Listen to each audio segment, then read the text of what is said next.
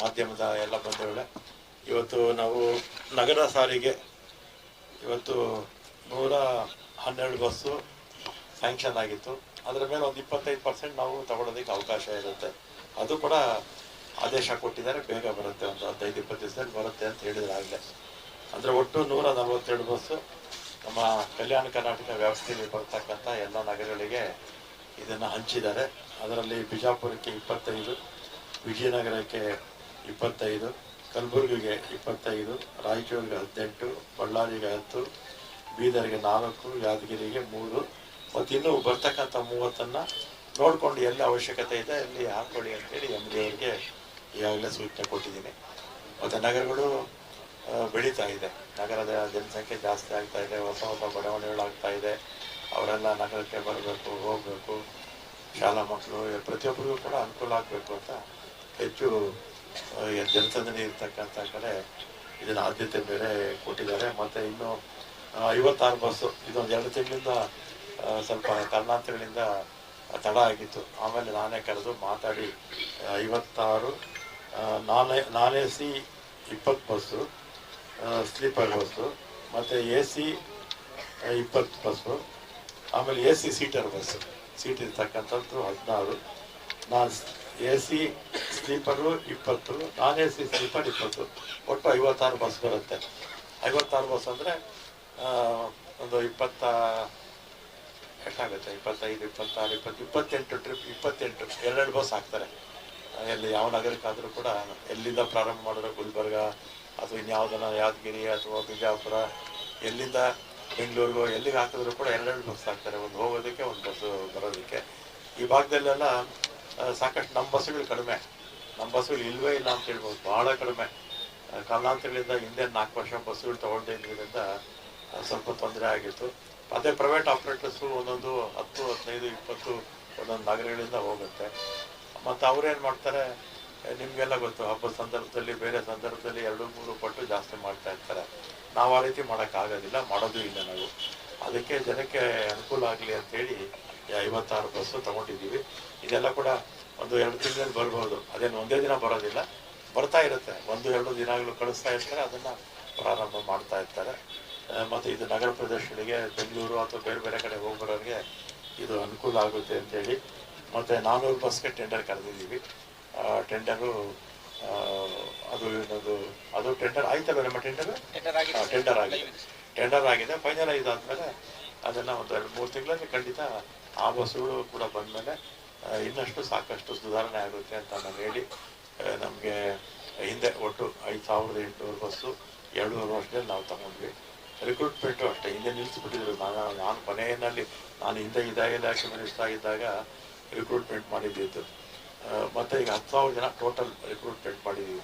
9,000 ಜನ direct recruitment, 1,000 ಜನ ಅನುಕಂಪದ ಆಧಾರದ ಮೇಲೆ, ಒಟ್ಟು 10,000 ಜನ ತೊಗೊಂಡಿದ್ದೀವಿ. 5,800 ಬಸ್ಸು, ಈಗ ಒಂದು 2,000 ಬಸ್ಸು ಮತ್ತು ನಮಗೆ ಬಡ್ಜೆಟಲ್ಲಿತ್ತು. ಅದರಲ್ಲಿ 400 ಕಲ್ಯಾಣ ಕರ್ನಾಟಕಕ್ಕೆ ಕೊಟ್ಟಿದ್ದೀವಿ, ಮತ್ತು 900 KSRTCಗೆ, 700 ವಾಯುವ್ಯ ಕರ್ನಾಟಕಕ್ಕೆ ಕೊಟ್ಟಿದ್ದೀವಿ. ಅದೆಲ್ಲ ಕೂಡ ಇನ್ನೊಂದು 2-3 ತಿಂಗಳಲ್ಲಿ ಎಲ್ಲ ಬಸ್ಸುಗಳು ಕೂಡ ಬಂದಮೇಲೆ ಸಾಕಷ್ಟು ಸುಧಾರಣೆ ಆಗುತ್ತೆ ಅಂತ ಹೇಳಿ, ಮತ್ತು ಕಾರ್ಯಕ್ರಮಕ್ಕೆ MB ಪಾಟೀಲರು ಮತ್ತು ಯತ್ನಾಳವರು ವಿಧಾನಸಭೆ, ನೆನ್ನೆ ಎಲ್ಲ ವಿಧಾನಸಭೆಯಲ್ಲೇ ಇದ್ವಿ, ಅವರಿಬ್ಬರು ಕೂಡ ಆಯಿತು ಇವು ಮಾಡೋಣ ಅಂತ ಹೇಳಿದ್ಮೇಲೆ ಎಲ್ಲರೂ ಕೂಡ ಬಂದು ಈ ಒಂದು ಚಾಲನೆ ಕೊಟ್ಟಿದ್ದಾರೆ. ಫಂಕ್ಷನ್ ಮಾಡೋಕ್ಕೆ ಹೋಗಲಿಲ್ಲ, ಜಸ್ಟ್ ಪ್ರೆಸ್ ಮೀಟ್ ಮಾಡೋಣ ಅಂತ ಹೇಳಿದ್ವಿ.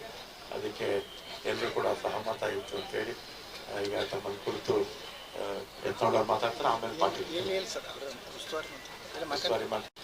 ಮಾಡೋ ಡೈರೆಕ್ಷನ್ಸು ಕೇಂದ್ರ ಸರ್ಕಾರ ಅದು ಒಳ್ಳೆಯ ಉದ್ದೇಶನೇ ಮಾಡಿದ್ದಾರೆ. HSRP ನಂಬರ್ ಪ್ಲೇಟ್ ಇದ್ದರೆ ಅದರ ಎಲ್ಲ ಮಾಹಿತಿ ಅದರಲ್ಲಿರುತ್ತೆ. ಮತ್ತು ಎಲ್ಲಿ ಏನು ಸಂಬಂಧ ಏನೇ ಘಟನೆ ಆದರೂ ಕೂಡ ಆ ಮಾಹಿತಿಗೋಸ್ಕರ ಕೇಂದ್ರ ಸರ್ಕಾರ ಮಾಡಿರ್ತಕ್ಕಂಥದ್ದು. ಕೋರ್ಟಲ್ಲಿ ಕೇಸ್ ಇದೆ, ಅದೇನು ಮಾಡಿದ್ದಾರೆ, ಫೋರ್ಸ್ ಮಾಡಬೇಡಿ ಅಂತ ಹೇಳಿದ್ದಾರೆ ಕೋರ್ಟಲ್ಲಿ. ಸುಮಾರು ವರ್ಷ ಆಯಿತು, ನಮ್ಮ ವಕೀಲರು ಕೂಡ ಡೇಟ್ ಬಂದಾಗೆಲ್ಲ ಹೋಗಿ ವಾದ ಮಾಡ್ತಾರೆ. ಅದು ಪೆಂಡಿಂಗ್ ಇರೋದ್ರಿಂದ ನಾವು ಅದ್ರ ಒಳ್ಳೆಯ ಕಾರ್ಯಕ್ರಮ, ಅದು ಇಡೀ ದೇಶದಲ್ಲಿ ಮಾಡಿರ್ತಕ್ಕಂಥದ್ದು ಒಳ್ಳೆಯ ಉದ್ದೇಶದ ಕೇಂದ್ರ ಸರ್ಕಾರ ಮಾಡಿದೆ. ಈಗ ಓಲ್ಡ್ ಬಸ್ಗಳು ಡೈಲಿ ಆ ಭಾಗದವೆಲ್ಲ ವೆಹಿಕಲ್ಗಳನ್ನ ರಾಜ್ಯಕ್ಕೆ ತಂದು ಮಾರಾಟ ಮಾಡ್ತಾರೆ ಅಂತ ಹೇಳಿ ಆ ಥರದೊಂದು ಜಾಲ ಜಾಸ್ತಿ ಆಗಿದೆ. ಎಲ್ಲಿ ಈಗ 15 ವರ್ಷದವರೆಗೂ ಕೂಡ ಕೇಂದ್ರ ಸರ್ಕಾರದ ನೀತಿ ಅಂತೆ 15 ವರ್ಷ ಆದ್ಮೇಲೆ ಸ್ಕ್ರಾಪ್ ಮಾಡಬೇಕು. 15 ವರ್ಷಕ್ಕೆ ಮುಂಚೆ ಯಾರು ತಂದು ಮಾಡಿದ್ರು ನಾವೇನು ಮಾಡೋಕ್ಕಾಗಲ್ಲ. ಈಗ ನಾವು ಅಷ್ಟೇ ತೊಗೊಂಡೋಗಿ ನಮ್ಮ ಗಾಡಿ ತಮಿಳ್ನಾಡಲ್ಲಿ ತೊಗೊಂಡೋಗ್ತಾರೆ ಅಥವಾ ಕೇರಳದಲ್ಲಿ ತೊಗೊಂಡೋಗ್ತಾರೆ, ನಾವೇನು ಮಾಡೋಕ್ಕಾಗುತ್ತೆ. 15 ವರ್ಷ ಆದಮೇಲೆ ಆಟೋಮೆಟಿಕ್ ಸ್ಕ್ರಾಪ್ ಆಗುತ್ತೆ. ಪ್ರೈವೇಟ್ ಅದರ ಸರ್ಕಾರದ ವೆಹಿಕಲ್ಸ್ 15 ವರ್ಷ ಆದಮೇಲೆ ಓಡಿಸೋ ಹಾಗೆ ಇಲ್ಲ. ಪ್ರೈವೇಟ್ ವೆಹಿಕಲ್ಸ್ಗೆ ಒಂದು ಇರಲಿಲ್ಲ. ಇತ್ತೀಚೆಗೆ ಒಂದು ಅಮೆಂಡ್ಮೆಂಟ್ ತಂದು ಕೇಂದ್ರ ಸರ್ಕಾರ ಪ್ರೈವೇಟ್ ಅವರಿಗೆ 5 ವರ್ಷಕ್ಕೆ ಅವಕಾಶ ಮಾಡಿಕೊಟ್ಟಿದ್ದಾರೆ. 5 ವರ್ಷ ಅಂದರೆ ಗಾಡಿ ಸುಸ್ಥಿತಿಲಿರಬೇಕು, ಆಮೇಲೆ ಪೊಲ್ಯೂಷನ್ ಜಾಸ್ತಿ ಮಾಡಬಾರ್ದು. ಆ ಥರ ಇದ್ದರೆ 5 ವರ್ಷ ಅವರಿಗೆ ಎಕ್ಸ್ಟೆನ್ಷನ್ ಪೀರಿಯಡ್ ಸಿಕ್ಕಿದೆ. ಅದು ನೀವು ಈಗ ರೋಡ್ಗಳು ನೀವು ಹೆಚ್ಚಿಗೆ ಮಾಡಿರ್ತೀವಿ. ಈಗ ಒಂದು ನಿಮಿಷ ಹಿಂದೆ ಎಲ್ಲ ಹಿಂದಿನ ದಿನಗಳಿಗೆ ಅಂದರೆ ನಾನು 4-5 ವರ್ಷ ಅಂತಲ್ಲ, 10, 20, 30, 40 ವರ್ಷಕ್ಕೆ ಮುಂಚೆ ಕಂಪೇರ್ ಮಾಡಿದ್ರೆ ರಸ್ತೆಗಳು ದೇಶದಲ್ಲಿ, ಬರೀ ನಮ್ಮ ರಾಜ್ಯ ಅಂತಲ್ಲ ದೇಶದಲ್ಲಿ ಸಾಕಷ್ಟು ಸುಧಾರಣೆ ಆಗಿದೆ.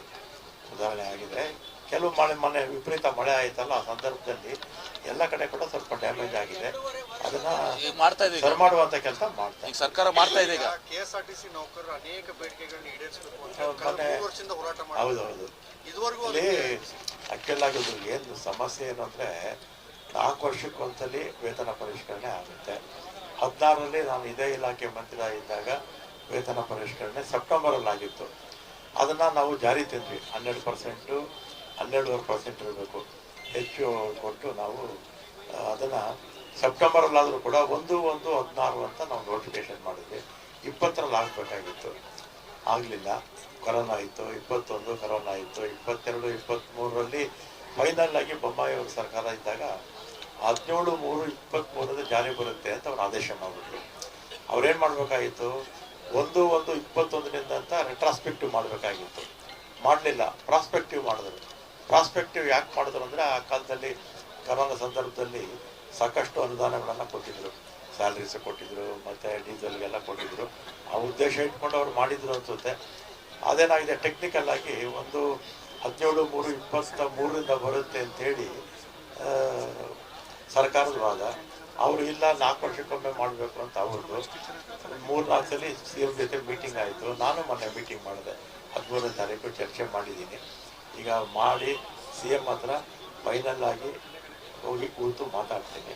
ಆಮೇಲೆ ನಮ್ಮಲ್ಲಿ 1 ಲಕ್ಷಕ್ಕಿಂತಲೂ ಹೆಚ್ಚು ಅಧಿಕ ನೌಕರರಿದ್ದಾರೆ. ಅದರಲ್ಲಿ 100% ಡ್ರೈವರ್ಸು, ಕಂಡಕ್ಟರ್ಸು, ಮೆಕ್ಯಾನಿಕ್ಸ್. ಅವರೆಲ್ಲ ಪಾಪ ಶ್ರಮಪಟ್ಟು ಕೆಲಸ ಮಾಡೋವಂಥವ್ರು. ಅವರೆಲ್ಲ ಶ್ರಮಪಟ್ಟು ಕೆಲಸ ಮಾಡಿದ್ರಿಂದನೇ ಇಷ್ಟೆಲ್ಲ 85 ಲಕ್ಷನ ಓಡಾಡ್ತಾ ಇದ್ದಂಥ ಬಸ್ಸುಗಳಲ್ಲಿ ಈಗ 1,10,00,000 ಓಡಾಡ್ತಾ ಇದ್ದಾರೆ. ಅದರಿಂದ ಮುಖ್ಯಮಂತ್ರಿಗಳ ಹತ್ರ ಮಾತಾಡ್ತಾರೆ. ಇಷ್ಟೆಲ್ಲ ಹೋರಾಟ ಮಾಡಿದ್ರು ಕೂಡ ಸಿಗ್ತಾ ಇಲ್ಲ ಅಂತ ಸರ್ ಸ್ಯಾಲ್ರಿ. ಇಷ್ಟೆಲ್ಲ ಹೋರಾಟ ಸ್ಯಾಲ್ರಿಗೆ ಸಮಸ್ಯೆ ಇಲ್ಲ. ಸ್ಯಾಲ್ರಿಗೆ ಅಲ್ಲ ಸರ್, ಈಗ ಸ್ಯಾಲ್ರಿ ಯಾವ ಸಮಸ್ಯೆನೇ ಇಲ್ಲ. 1ನೇ ತಾರೀಕು ಅದನ್ನು ಡೇಟ್ ಫಿಕ್ಸ್ ಆಗಿರುತ್ತೆ, ಡೇಟ್ ಕರೆಕ್ಟಾಗಿ ಕೊಡ್ತಾರೆ. ವೇತನ ಪರಿಷ್ಕರಣೆ ನಾನು ಹೇಳ್ದಲ್ಲ, ಈಗ 23ರಲ್ಲಿ ಮಾಡುವಾಗ ರೆಟ್ರಾಸ್ಪೆಕ್ಟಿವ್ ಮಾಡಬೇಕಾಗಿತ್ತು. 1/1/20 ಜಾರಿ ಮಾಡಿಬಿಟ್ಟಿದ್ರೆ ಈ ಸಮಸ್ಯೆನೇ ಬರ್ತಿರಲಿಲ್ಲ. ಅವ್ರೇನು ಮಾಡಿದ್ರು, 17/3/23 ಜಾರಿ ಅಂತ ಮಾಡಿಬಿಟ್ರು. ಇದು ಟೆಕ್ನಿಕಲ್ ಆಗಿ ಸ್ವಲ್ಪ ಸಮಸ್ಯೆ ಅಷ್ಟೇ. ಅದು ಎಲ್ಲದಕ್ಕೂ ಪರಿಹಾರ ಇರುತ್ತೆ. RTO ಕಚೇರಿಗಳು ಬೇಕಾದಷ್ಟು ಇದೆ. ಆಮೇಲೆ ಡ್ರೈವಿಂಗ್ ಟೆಸ್ಟ್ ಇದು ಇದೆ. ಡ್ರೈವಿಂಗ್ ಟೆಸ್ಟ್ ಮಾಡ್ತಾರಲ್ಲ, ಅದು 45 ಇದೆ. ನಮ್ಮ ದೇಶದಲ್ಲೇ ಎಲ್ಲೂ ಇಲ್ಲ ನಮ್ಮಲ್ಲಿ ಇದ್ದಷ್ಟು. ಇನ್ನು 35 ಉದ್ಘಾಟನೆ ಆಗಬೇಕು. ಎಲ್ಲ ಒಂದೇ ದಿನ ವಿಧಾನಸೌಧದಲ್ಲಿ ಮಾಡ್ತೀವಿ.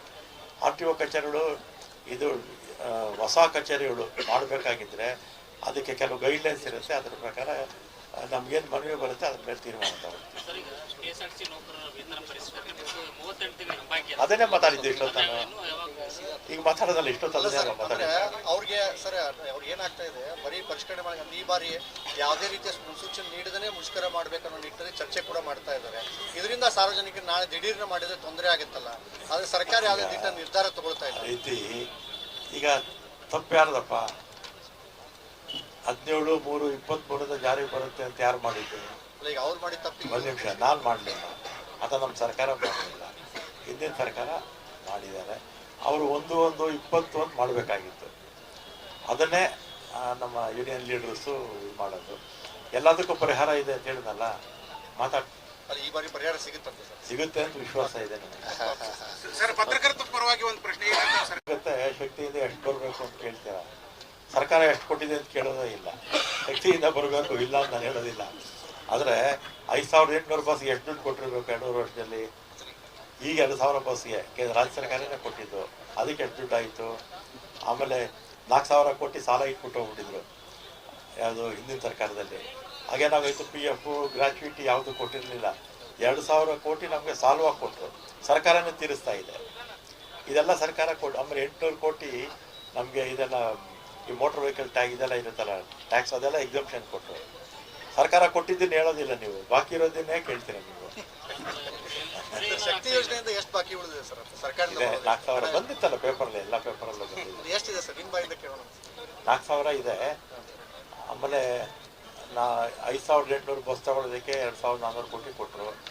ಈಗ 2000 ಬಸ್ ತಗೊಳ್ಳೋದಕ್ಕೆ ಒಂದು 900 ಕೋಟಿ ಮೇಲಾಗುತ್ತೆ, ಅದು ಕೊಟ್ಟಿದ್ದಾರೆ. ಆಮೇಲೆ 2000 ಕೋಟಿ ನಮಗೆ ಸರ್ಕಾರ ಸಾಲ ನಮಗೆ ಕೊಡಿಸಿ ಅವರೇ ತೀರಿಸ್ತಾ ಇದ್ದಾರೆ ಅಲ್ವಾ. ಶಕ್ತಿ ಯೋಜನೆ ಯಾವುದೇ ತೊಂದರೆ ಆಗಿಲ್ಲ ಕೊಟ್ಟರೆ ಇಲ್ಲ ಅಲ್ಲ ಈಗ ನಡ್ಕೊಂಡು ಹೋಗ್ತಾ ಇದೆ. ನಮಗೆ ನೆಕ್ಸ್ಟ್ ಬಡ್ಜೆಟಲ್ಲಿ ನಮಗೆ ಅನುದಾನ ನಮ್ದೇನು ಬಾಕಿ ಇದೆ ಕೊಟ್ರೆ ನಾವಿನ್ನೂ ಈಗ ಯತ್ನಾಳ್ ಪಾಟೀಲ್ ಹೇಳಿದಾರಲ್ಲ ಬಸ್ ಸ್ಟ್ಯಾಂಡ್ಗಳು ಇದೆಲ್ಲ ಆಗಬೇಕು ಅಂತ, ಅದೆಲ್ಲ ಕೂಡ ಮಾಡೋಕ್ಕೆ ಅನುಕೂಲ ಆಗುತ್ತೆ. ಸರ್, ಸ್ಟೇಟ್ ಟ್ಯಾಕ್ಸ್ ಉಳಿಸೋಕಂತ ಹೇಳಿ ಸಾಮಾನ್ಯವಾಗಿ ಪಾಂಡಿಚೇರಿ ಅಥವಾ ಹೊರ ರಾಜ್ಯದಿಂದಾಗಲೇ ಸ್ಟೇಟ್ ಟ್ಯಾಕ್ಸ್ ಕಡಿಮೆ ಇದೆ ಅಂತ ಹೇಳಿ ಬರ್ತಾರೆ. ಸೊ ಇದರಿಂದ ಏನಾಗ್ತೈತಿ, ಒಂದು ಅವರು ಅನಿವಾರ್ಯ ನಮ್ಮದು 3-4 ಲಕ್ಷ ಉಳಿತೈತೆ ಅಂತ ಹೇಳ್ತಾರೆ. ಸೊ ಆದರೆ ರಾಜ್ಯದಲ್ಲಿ ಬಂದರೆ you have to pay more tax ಅಂತ. ಸೊ ಅದು ಇಲ್ಲಿ ಟ್ಯಾಕ್ಸ್ ಕಡಿಮೆ ಮಾಡಿದ್ರೆ ಅಟ್ಲೀಸ್ಟ್ ನಮ್ಮ ರಾಜ್ಯಕ್ಕೂ ಅನುಕೂಲ ಆಗುತ್ತೆ, ಜನರಿಗೂ ಅನುಕೂಲ ಆಗುತ್ತಲ್ಲ. ಆ ರೀತಿ ಎಲ್ಲಿ ಕಡಿಮೆ ಇತ್ತು ಅಲ್ಲಿ ಹೋಗಿ ಬಸ್ಸಸ್ಸು ಕಾರು ಎಲ್ಲ ಹೋಗಿ ಮಾಡ್ತಾಯಿದ್ರು. ಈ ಸುಪ್ರೀಂ ಕೋರ್ಟ್ ಜಡ್ಜ್ಮೆಂಟ್ ಕೊಟ್ಟಿದೆ, ನೀವು ಯಾವ ರಾಜ್ಯದಲ್ಲಿ ಬಸ್ ಓಡಿಸ್ತೋ ಆ ರಾಜ್ಯಕ್ಕೆ ಟ್ಯಾಕ್ಸ್ ಕಟ್ಟಬೇಕು ಅಂತ ಆದೇಶ ಮಾಡಿಬಿಟ್ಟಿದೆ. ಇಷ್ಟು ದಿವಸ ಏನು ನಡೆದಿದ್ದಲ್ಲ ಅದೆಲ್ಲ ಹೋಗಿತ್ತು. ಚೆನ್ನೈ ಹೈಕೋರ್ಟ್ ಕೊಟ್ಬಿಟ್ಟಿದೆ, ಆಮೇಲೆ ಕೇರಳ ಹೈಕೋರ್ಟ್ ಜಡ್ಜ್ಮೆಂಟ್ ಕೊಟ್ಟಿದೆ. ನಾವು ಕೂಡ ಜಪ್ತಿ ಮಾಡ್ತಾಯಿದ್ದೀವಿ. ಅವರು ಬರ್ಕೊಟ್ಬಿಟ್ಟು ನಮಗೆ ಕೋರ್ಟ್ ಇದಾದ್ಮೇಲೆ ಏನಾಗುತ್ತೆ ಅಂತೇಳಿ ಹೇಳಿದ್ದಾರೆ. ಇನ್ಮೇಲೆ ಆ ಥರ ನಡೆಯಲ್ಲ ಬಿಡಿ. ಎಲ್ಲರಿಗೂ ಧನ್ಯವಾದನಪ್ಪ. ಆಯ್ತಾ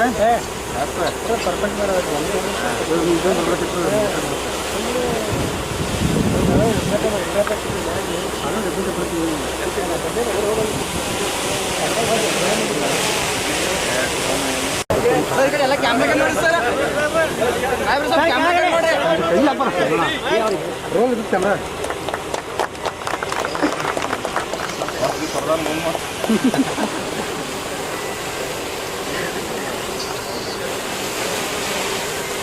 ಸರ್ ಸರ್ ಮುಂದೆ ಬಾರ ಹೇಳೋಣ.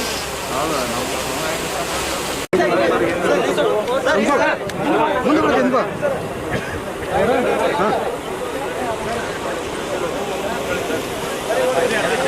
ಇನ್ಸರಿ ಸರ್, ಸರ್ ಸರ್ ಸರ್ ಒಂದು ಸೆಕೆಂಡ್ ಸರ್, ಸರ್ ಒಂದು ಸೆಕೆಂಡ್ ಸರ್ ಯಾರು ಎಲ್ಲ ಅಡ್ವಾನ್ಸ್ ಫೀಚರ್ಸ್ ಸರ್, ಅದೊಂದು ಸ್ವಲ್ಪ ಮಾಡಿಫೈ ಮಾಡಿ ಸರ್. ಸ್ಟೂಡೆಂಟ್ಸ್ ಅದರ್ವೈಸ್ ಎಲ್ಲ ಕಡೆ ಕ್ಲಾಶಸ್ ಆಗ್ತಾ ಇದೆ. ಪುರುಷರಿಗೆ ಒಂದು ಇಟ್ಟಲ್ಲ ಹಿರಿಯ ನಾಗರಿಕರು ಹಿರಿಯ ನಾಗರಿಕರು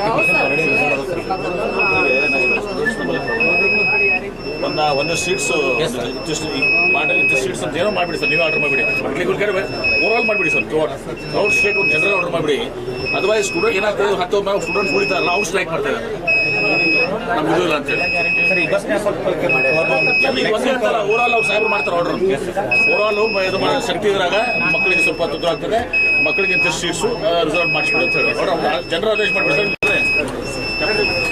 ಒಳ್ಳೆ ಒಳ್ಳೆ ವಿಚಾರ ಹೇಳ್ತಿರ್ತೀವಿ.